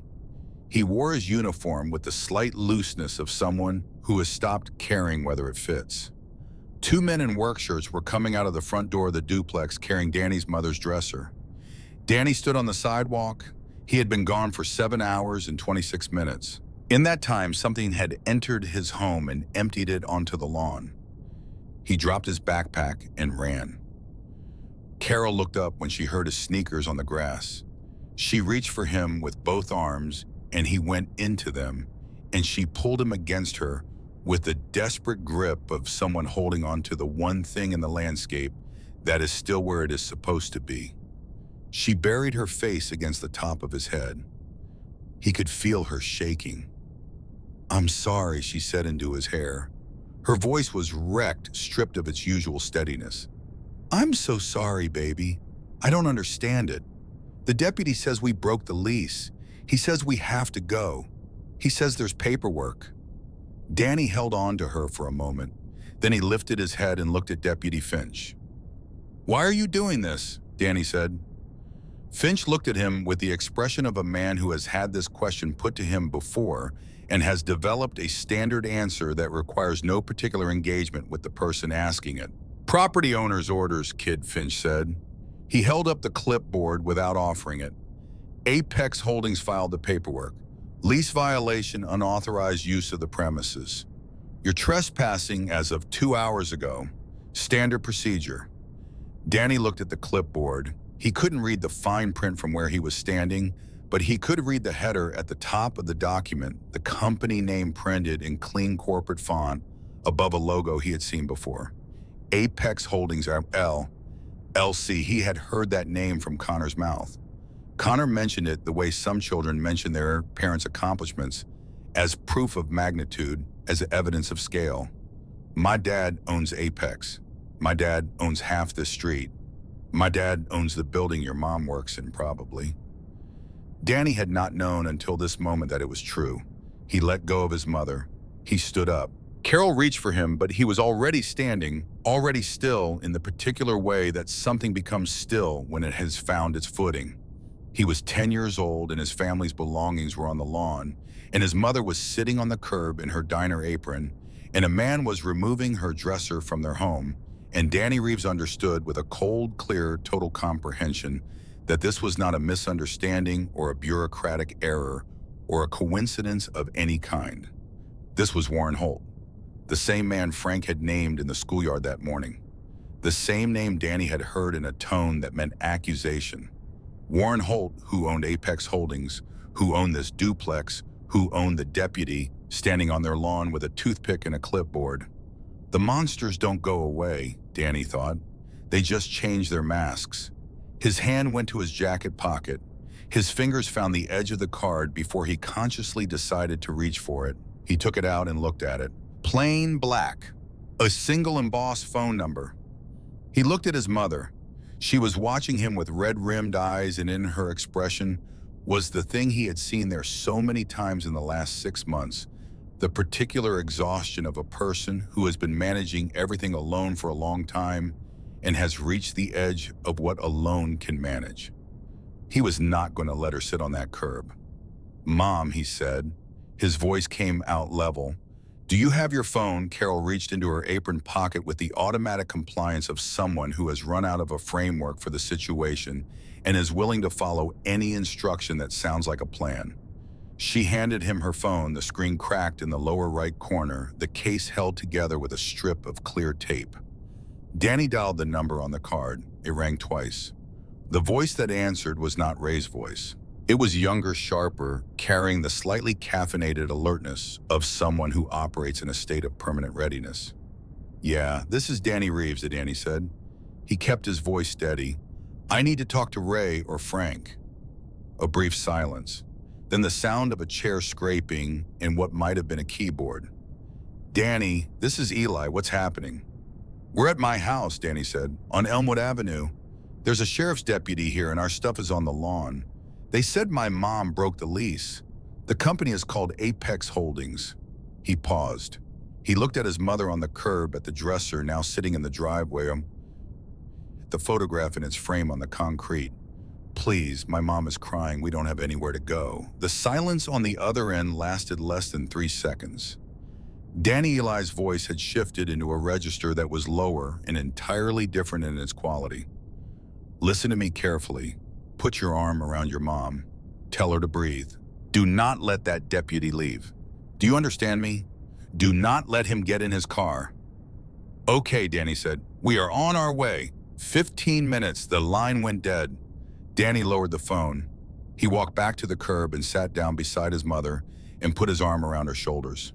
She was smaller than he usually registered, the way people are smaller when you hold them instead of just seeing them.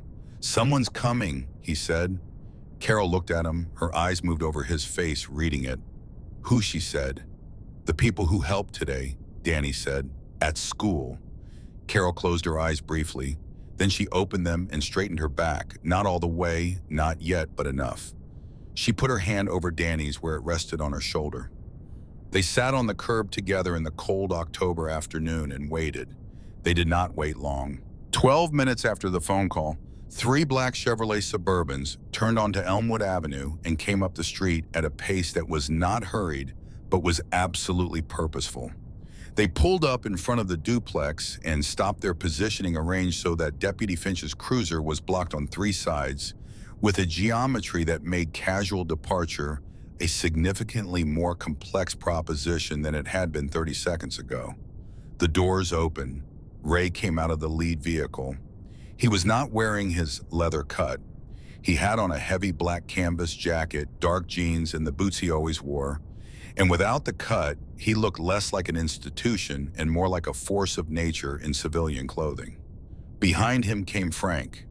Behind Frank came Eli Voss, his laptop bag over his shoulder, moving with the intent focus of someone who has been working while riding and intends to keep working. And behind Eli came a man Danny had not seen before. He was lean 50 or so, with close-cut gray hair and a face that belonged in a courtroom, which was largely where it spent its time. He wore a charcoal suit that fitted him with the precision of a garment that had been made for his specific body, and he carried a leather briefcase that was very full. His name was Silas Drummond, and he had been the Redfield Charter's retained legal counsel for 11 years. In that time, he had developed a comprehensive understanding of exactly how much damage could be done to a corrupt arrangement by a man who knows which documents to subpoena and is not afraid to use them. The previous evening, after Eli had sent him the insurance file on Thomas Reeves, along with the preliminary tenancy records for the Elmwood property, Silas had prepared 2 documents before sunrise: a witness statement for Carol Reeves and a motion to contest any retaliatory eviction proceeding against her. He had done this before Frank asked him to because after 11 years he understood which direction these situations moved. Ray crossed the lawn directly to Carol and Danny. He took off his canvas jacket as he walked, and when he reached them, he draped it over Carol's shoulders without a word, the gesture completely matter-of-fact, a thing that needed doing and was therefore done. Carol looked up at him. "You okay?" he said. He was looking at Danny. Danny nodded. "I called the number," he said. "You did exactly right," Ray said. He straightened and turned, positioning himself between the Reeves family and the rest of the situation, with the natural ease of someone for whom this positioning is instinctive, and watched Frank and Silas cross the lawn to where Deputy Finch was standing. Finch had gone very still when the Suburbans arrived. His hand had moved toward his service weapon by reflex, and then moved away again by a different reflex, the one that assesses a situation and determines that escalation is not in his interest. He was now holding his clipboard with both hands. Silas Drummond stopped in front of Finch and opened his briefcase. He did not introduce himself immediately. He took out a stack of documents, crisp and tabbed and organized with the precision of a man who has prepared this particular presentation more than once, and held them out toward Finch with the flat, implacable patience of someone who has all the time in the world and knows the other person does not. "My name is Silas Drummond," he said. "I represent Carol Reeves. What you are executing this afternoon, Deputy, is an illegal retaliatory eviction predicated on fraudulent lease violation claims filed by a shell corporation." He nodded toward the documents.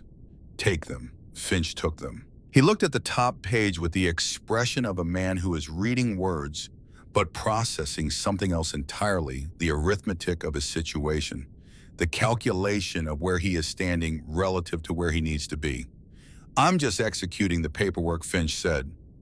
"Apex Holdings filed the Apex Holdings," Silas said, "is a shell corporation registered to Warren Holt. It is currently under active investigation by the IRS for utilizing residential property portfolios to launder funds from commercial embezzlement operations."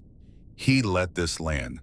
"The eviction notice you are currently executing does not meet the 30-day notice requirement under Oregon tenancy law for alleged lease breaches. The alleged breach itself is fabricated. There is no violation. There is a man who was publicly embarrassed this morning and made a phone call this afternoon, and you answered it." Frank stepped up beside Silas. He leaned in toward Finch, not aggressively, but with the proximity of a man who intends to be heard without raising his voice. "Eli sent a full file on your arrangement with Warren Holt to Detective Harlan Boyce at the State Bureau 40 minutes ago," Frank said. "Harlan is, as of about right now, walking into Warren Holt's office downtown with a federal warrant. Your name is in the file, Garrett. Your account numbers are in the file. Your phone records for the last 18 months are in the file." Finch's jaw had tightened incrementally with each sentence. "You have a choice," Frank said. "You can be the deputy who drove away when he realized he'd been used, or you can be the deputy who's named in the indictment." He paused. "The first one might keep his pension. The second one definitely won't." Finch looked at the documents in his hand. He looked at the Suburbans blocking his cruiser. He looked at the 2 men in front of him, and at the larger man standing behind them next to a woman on the curb and a small boy with taped glasses who was watching the whole proceeding with the focused attention of someone taking notes. He dropped the clipboard onto the wet grass. He turned to the 2 men in work shirts who had paused in the doorway of the duplex with a box between them, looking at the situation with the wide-eyed attention of bystanders who had concluded that their hourly rate did not cover this. "Put it back," Finch said. His voice had flattened into the tone of a man who has made a decision and wants it completed before he has to think about it further. All of it, exactly how you found it. He did not look at anyone else. He walked to his cruiser, squeezed between the front bumper and the Suburban to get around the blockade, got in and backed up over the curb onto the grass.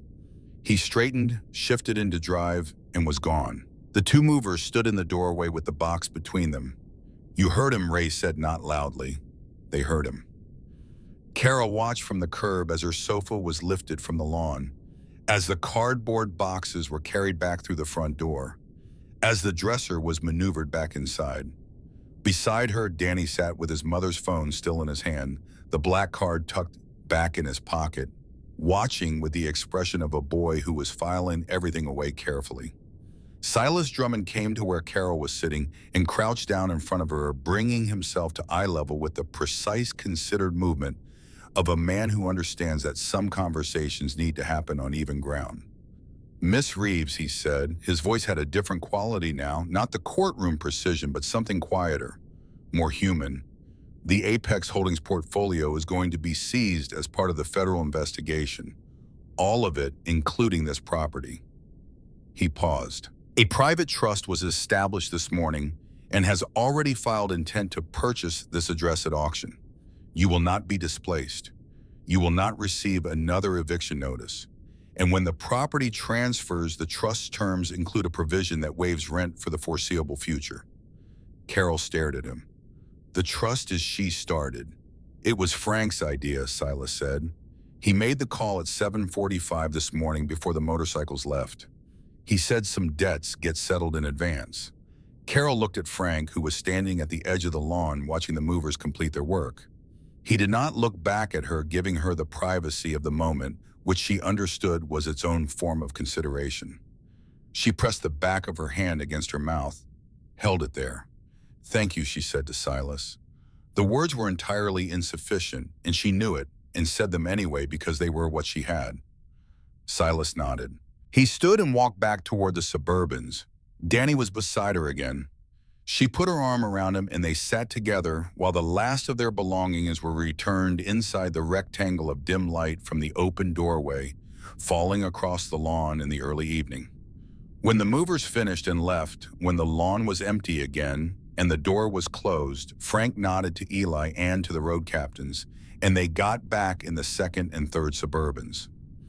Eli paused before getting in and looked at Danny across the lawn with the slightly awkward acknowledging nod of a person who is better with computers than with people, but is trying. Danny nodded back. Then it was just Ray standing on the lawn with his canvas jacket still around Carol's shoulders, the evening coming down cold and gray around the three of them. Carol stood up. She was steadier now, the specific steadiness that returns to a person after the crisis has resolved and the body begins its quiet work of restoration. She looked at Ray. "Come inside," she said. "I'll make coffee." He looked at her for a moment. Then he nodded. The inside of the duplex was smaller than it looked from outside a living room and a kitchen that shared their air, 2 bedrooms behind a short hallway, a bathroom at the end. It was clean with the thoroughness of someone who cannot afford clutter, because clutter costs space they don't have. The furniture was old and mismatched and arranged with care. On the kitchen counter, a small succulent in a clay pot with a painted face that Danny had made at school 2 years ago.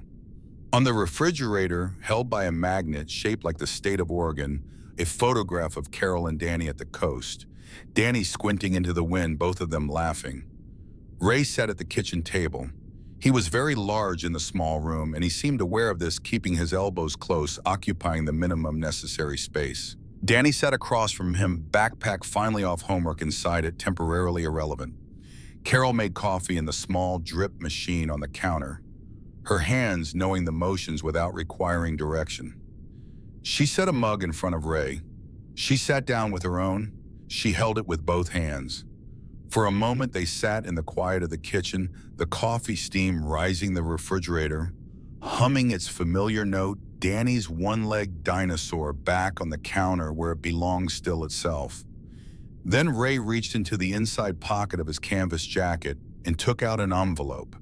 It was a standard white envelope, sealed with no writing on the outside. He set it on the table between himself and Carol. Carol looked at it. She did not pick it up. "What is this?" she said. "Open it," Ray said. She set down her coffee mug. She picked up the envelope and opened it carefully, the way she opened anything she wasn't sure about, slowly making room for whatever was inside to be what it was before she had to respond to it.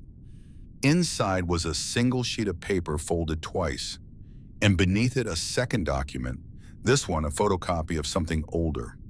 The paper slightly yellowed at the edges, the print, the standard dense font of an insurance policy. Below those two documents was a third, 2 pages clipped together with Silas Drummond's letterhead at the top. This was the witness statement prepared from the insurance file Eli had sent Silas the night before and updated that morning after Eli confirmed the tenancy connection. Silas had prepared it on his own initiative, knowing the direction events would move, knowing that Carol would need to be the one to decide. She unfolded the single sheet first and read it. It was a 1-page summary, clean and precise, Eli's work. It laid out a sequence of events in the plain language of documented fact. A construction project, a safety complaint filed by a worker, a policy cancellation dated 3 days after the complaint, an accident dated 18 days after the cancellation, a signature at the bottom of the cancellation notice. Warren Holt. Carol read it twice.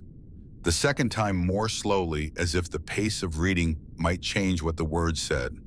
It did not. She put the summary down and picked up the photocopy. She found the signature immediately.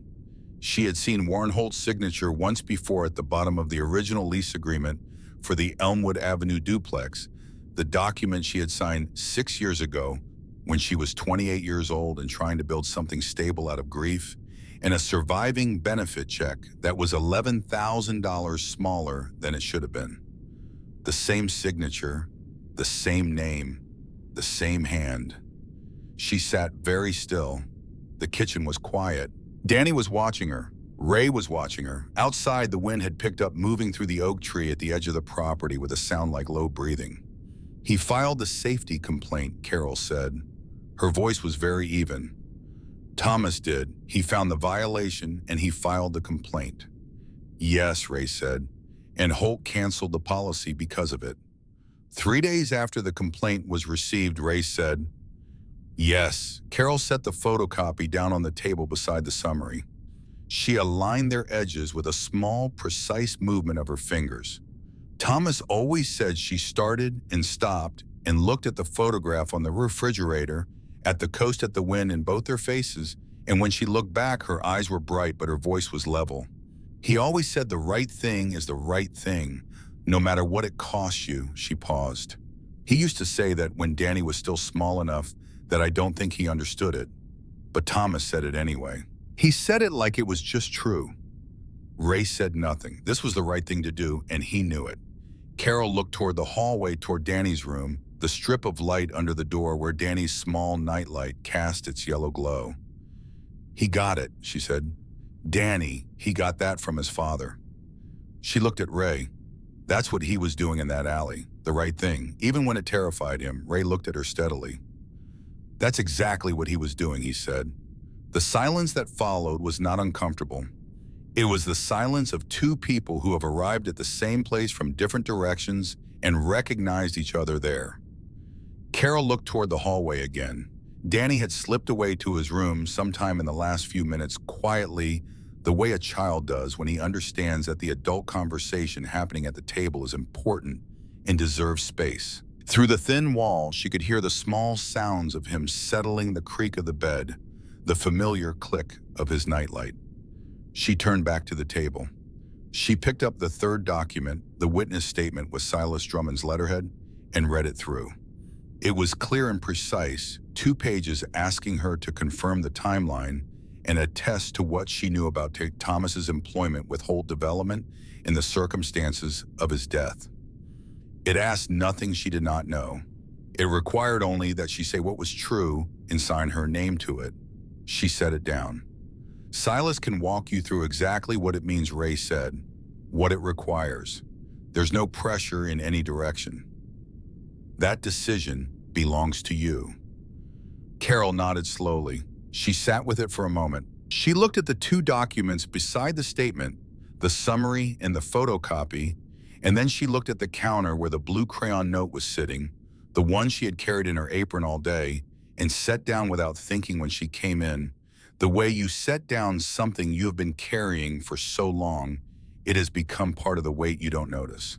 It lay there between the pen and the coffee mug, the uneven letters of a 10-year-old boy who had stayed when he could have run. She thought about Thomas standing on a job site with a clipboard looking at a beam that wasn't right, knowing what filing the report was going to cost him filing it anyway. She thought about Danny in an alley with 25 cents and a stub of blue crayon doing the same math, making the same choice. She picked up the pen that was on the table beside the sugar bowl. She signed her name at the bottom of the witness statement. Her handwriting was clear and steady. The pen did not waver. She put the cap back on the pen and set it down and slid the document back into the envelope and held it out to Ray. He took it. "I'll get it to Silas tonight," he said. Carol nodded. She sat back down with her coffee. It had gone slightly cool, but she drank it anyway. They sat for a little while longer in the small kitchen, not saying much the way people sometimes sit together after something significant has happened, not because there is more to say, but because leaving too quickly would give the moment insufficient weight. When Ray stood to go, he picked up his canvas jacket from the back of the chair and the envelope from the table. At the door, he paused and looked back into the kitchen at the coffee cups, in the documents, in the crayon note, and the small clay succulent with the painted face. "He's going to be all right," Carol Ray said. Carol looked at him from the table. "I know," she said. And for the first time in a long time, she meant it without qualification, without the asterisk of uncertainty that had been appended to every hopeful thought for 6 years. Ray nodded once and went out. What happened in the following days happened the way these things happen when the documentation is solid and the people who have been looking away have been given a clear view of what looking away cost them. Warren Holt was taken from his office on a Wednesday afternoon with 2 state investigators and a federal agent, his hands in front of him, his Rolex catching the light from the lobby windows as he walked to the car. The Redfield Courier had a photographer on the steps. The photograph ran on the front page the next morning, above a headline that required no elaboration, and the people of Redfield read it over their coffee with a particular mixture of satisfaction and unease that comes from seeing a structure you had learned to accept finally shown for what it was. Connor Holt left Oak Hill Elementary on a Friday. He did not say goodbye to anyone. A boarding school in Maine had been identified, a place with structure and supervision, in the particular kind of environment that some children require before they are capable of understanding that the world does not reorganize itself around their preferences. Whether it would take was not yet known. These things take time, but he was gone from the hallways of Oak Hill, and his desk in the middle row stayed empty, and nobody filled it before the end of the semester.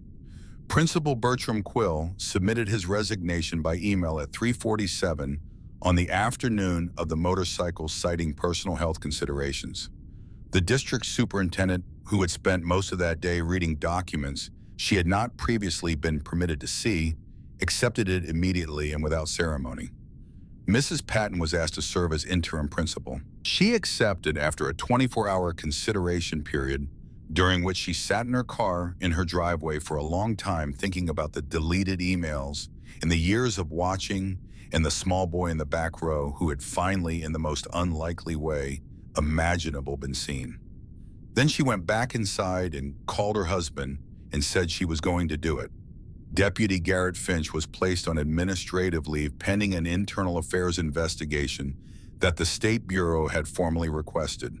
He cleaned out his locker on a Tuesday morning with the expression of a man who has arrived too late at an accurate assessment of the choices he has made. Apex Holdings, LLC, entered federal receivership. Its residential portfolio, 34 properties across Redfield and 2 neighboring towns, was frozen pending asset disposition.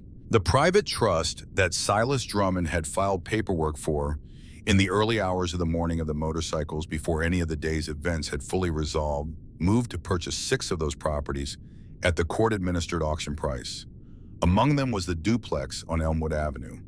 The legal fees for the entire process were waived by Silas, which was not standard practice, but was, he felt, appropriate to the circumstances and consistent with the kind of work he had chosen to do. Carol Reeves received a letter from the trust 3 weeks later. It was a single-page formal confirming her tenancy and the terms of occupancy going forward. She read it at the kitchen table with Danny beside her doing his homework, and when she finished, she folded it and put it in the drawer beside the stove with the other documents that might matter someday, and she told Danny that they were going to stay in the house. Danny looked up from his homework. "I know," he said. She looked at him. "How did you know?" He looked back at his worksheet. "Ray said so," he said. "He said some things get decided in advance."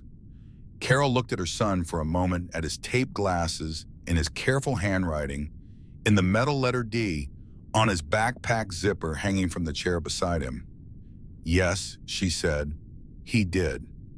On a Saturday morning, 3 weeks after the day of the motorcycles, the sun came through the trees behind the iron anchor at an angle that turned the concrete of the back lot gold. The air was cold and clean, the particular clarity of a Pacific Northwest morning after a week of rain, the sky above the fir trees a shade of blue that looked freshly made. The Road King sat in the center of the lot. The scratch on its front fender caught the light differently than the paint around it, still visible if you knew where to look. Danny knew where to look. He was wearing an iron anchor sweatshirt that was 4 sizes too large for him, the sleeves pushed up to his elbows, a microfiber cloth in his hand, and a small tub of polished compound open on the ground beside him. He had been here since 9 o'clock when Ray had opened the back door and handed him the cloth without ceremony and told him to start with the fender. Ray sat on an overturned milk crate with a mug of black coffee watching. His dog Buck sat beside him, a large shepherd mix with alert ears and an expression of intense interest in the proceedings, his chin resting on Ray's knee. Buck had in the past 3 weeks destroyed 1 bootlace in the corner of a leather glove, and Ray had accepted these losses with the equanimity of a man who has made a decision about a thing and intends to live with it. "Small circles," Ray said, "tight and slow. You feel the compound working, you don't force it." Danny pressed the cloth to the fender and began. He worked slowly, deliberately, the circles small and even. He kept his wrists loose the way Ray had shown him, letting the motion come from the arm rather than the hand, letting the weight of the cloth do what forcing it could not. Carol stood in the doorway of the iron anchor, leaning against the frame with her own mug of coffee, watching her son work. The morning light was on his face. He was focused with the complete, uncomplicated absorption of a child doing a task he has been given and takes seriously. His glasses were straight, for once the tape at the bridge, bright white in the morning sun. She had not been in a hurry this morning. She had not set an alarm. She had woken when she woke, made coffee, watched Danny eat breakfast, and driven here without checking the time. It was the first Saturday in longer than she could accurately recall where there was nowhere she was required to be, and nothing that would fall apart if she was not in motion. She leaned against the door frame and drank her coffee and watched. Wrench Tolliver appeared beside her from inside the bar, his own mug in hand, and stood there for a moment looking out at the lot. His red and white beard caught the morning light. He watched Danny work for a moment with the quiet appreciation of a craftsman observing good technique in someone young. "He's got good hands," Wrench said. "Steady, he gets that from his father," Carol said. Wrench nodded and went back inside. In the center of the lot, Danny paused and looked up at Ray. "Is it working?" Danny asked. Ray leaned forward on the milk crate and looked at the fender. The scratch was fading, the edges softening as the compound did its work, the bright silver of exposed metal blurring back toward the surrounding black. Buck lifted his head from Ray's knee to look at the fender, also with the same serious attention he gave to most things, then set his chin back down. "It's working," Ray said. "Patience." Danny went back to his circles. After a few minutes, he said, without looking up Ray, "Yeah, when I'm older." He paused, keeping his circles even. "Could I get a bike like this?"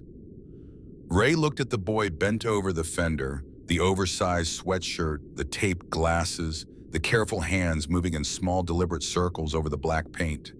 He set down his coffee mug. He looked at the scratch, which was nearly gone, now the black paint reclaiming its surface inch by inch under Danny's steady, patient work. He looked at Carol in the doorway, at the mug in her hands, at the particular quality of stillness in her face that he had not seen there on any of the previous occasions he had been in her presence. A stillness that was not exhaustion, but its opposite, a person who has set something down. "You keep your grades up," Ray said. "You take care of your mother. You show up here every Saturday, and you help me with this chrome." He paused. "When you turn 18, Danny, we build you one from scratch." Danny looked up. He was smiling, a wide and uncomplicated smile, the smile of a boy who has put down something heavy and has not yet picked up anything else, who is in this moment simply here. He turned back to the fender. Carol watched from the doorway. She felt the morning light on her face and the coffee warm in her hands and the sound of her son's quiet work in the gold October air, and she did not look away from any of it. She let it be what it was. She let herself be in it. The scratch faded. The black returned. The surface became what it had been, whole and unmarked, the